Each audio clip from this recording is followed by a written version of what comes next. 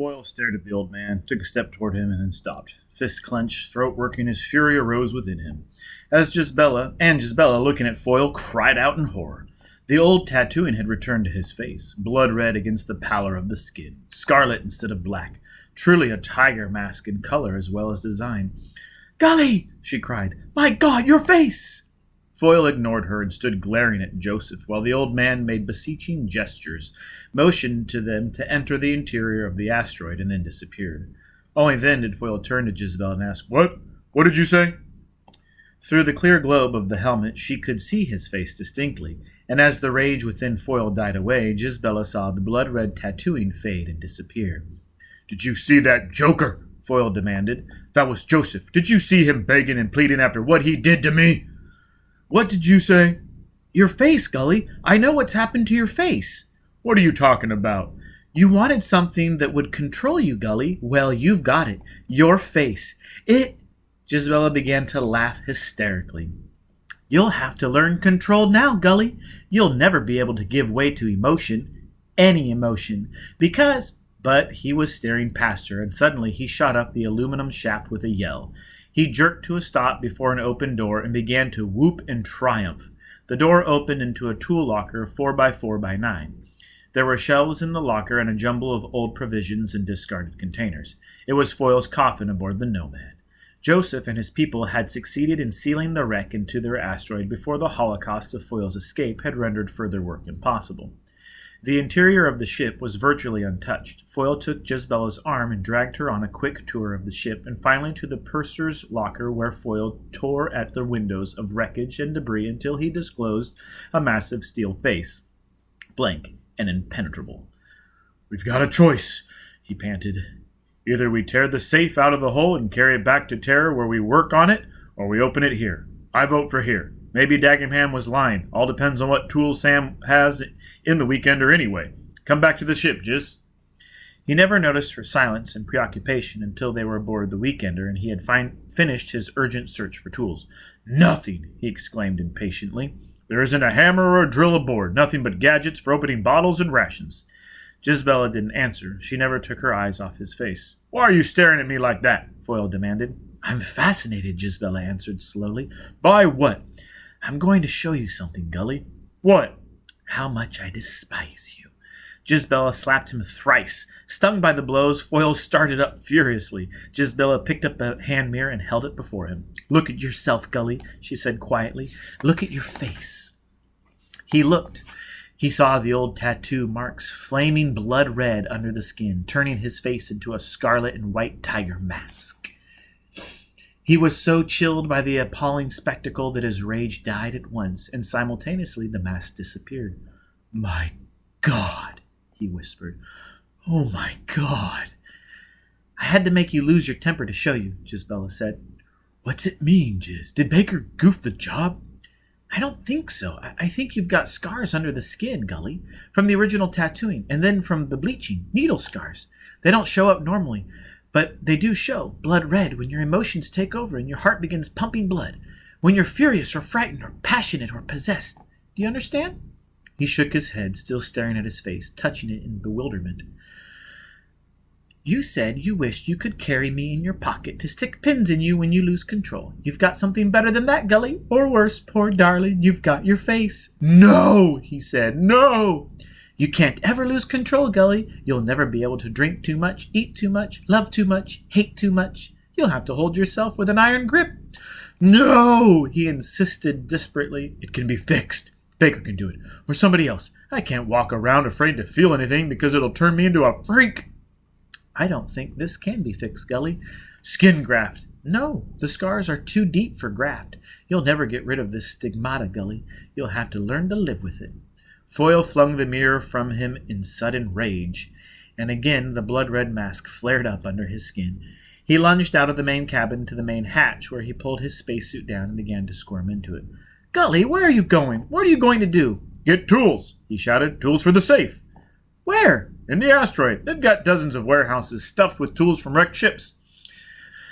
There have to be drills there. Everything I need. Don't come with me. There may be trouble." "How is my goddamn face now? Showing it? By Christ, I hope there is trouble." He corked his suit and went into the asteroid. He found a hatch separating the habitated core from the outer void. He banged on the door. He waited and banged again and continued the imperious summons until at last the hatch was open. Arms reached out and yanked him in, and the hatch was closed behind him. It had no airlock.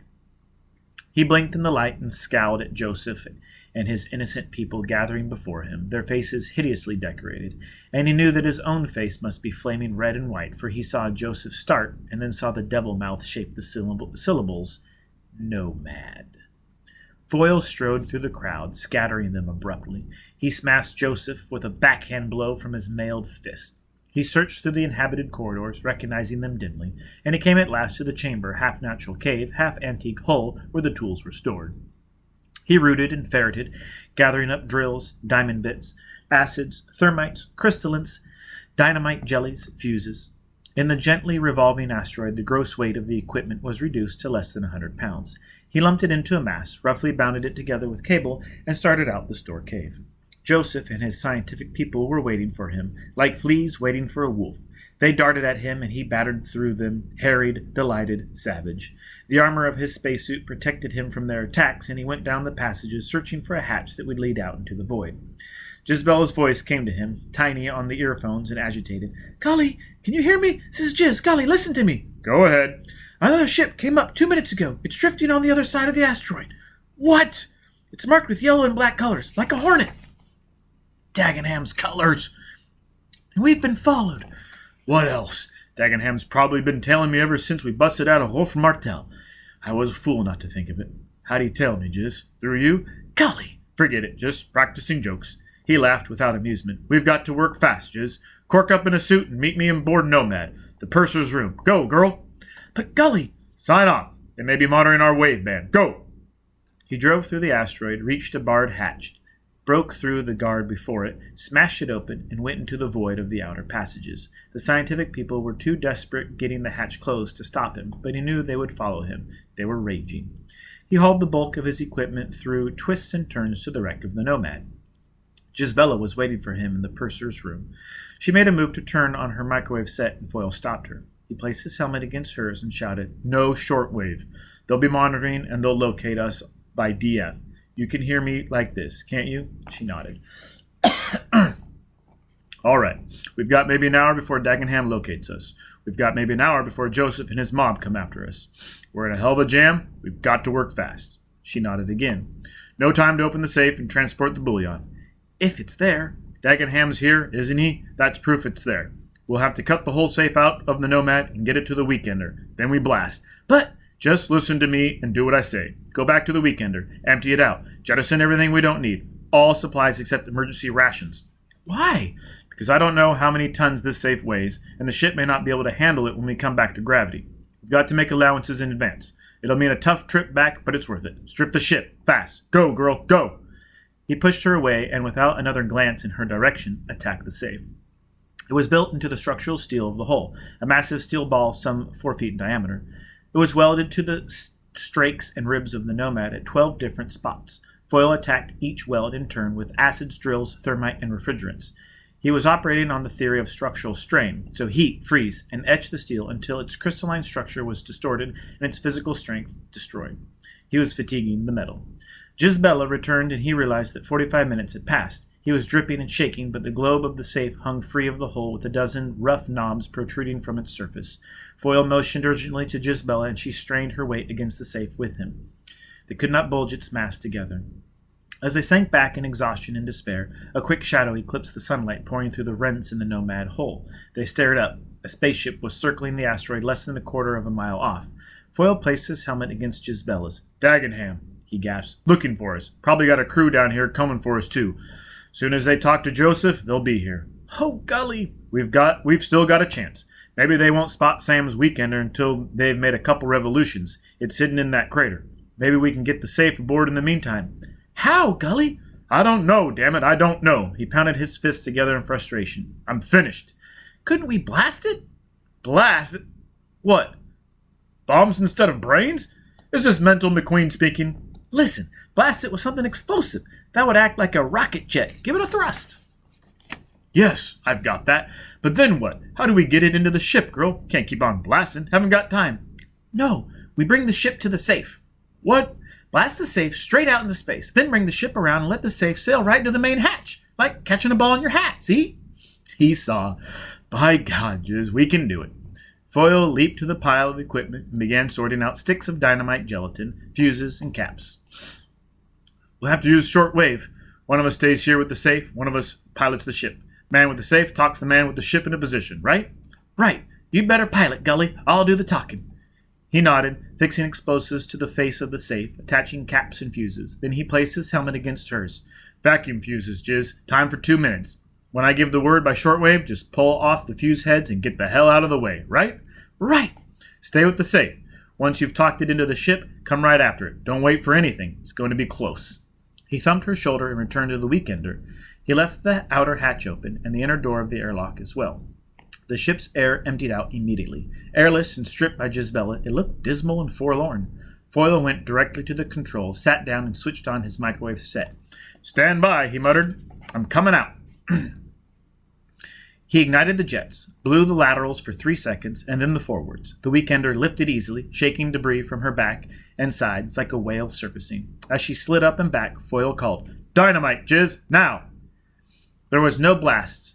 There was no flash. A new crater opened in the asteroid below him, and a flower of rubble sprang upward, rapidly outdistancing a dull steel ball that followed leisurely, turning in a weary spin.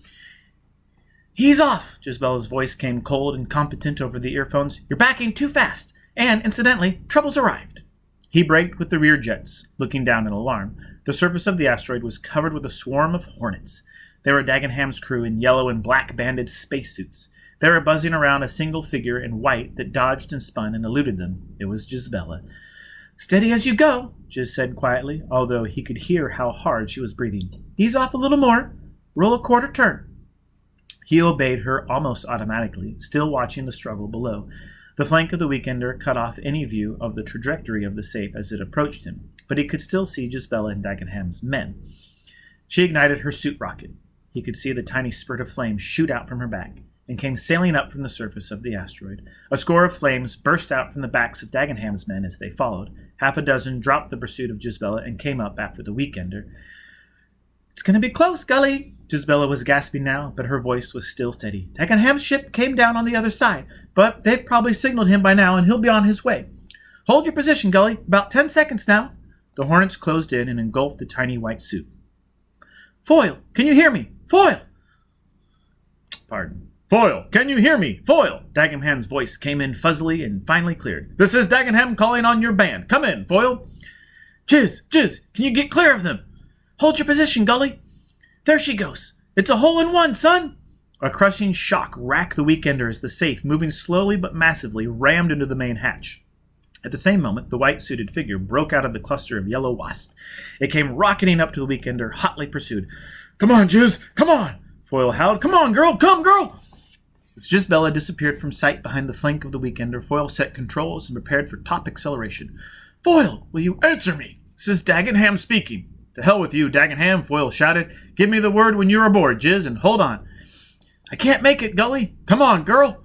I can't get aboard. The safe's blocking the hatch. It's wedged in halfway. Jiz, there's no way in, I tell you, she cried in despair. I'm blocked out. He stared around wildly. Dagenham's men were boarding the hull of the Weekender with the menacing purpose of professional raiders. Dagenham's ship was lifting over the brief horizon of the asteroid on a dead course for him. His head began to spin.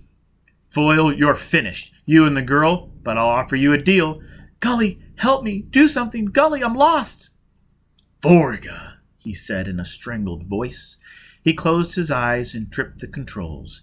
The tail jets roared. The Weekender shook and shuddered forward. It broke free of Dagenham's borders, of Gisbella, of warnings and pleas. It pressed Foyle back into the pilot's chair with the blackout of 10G acceleration.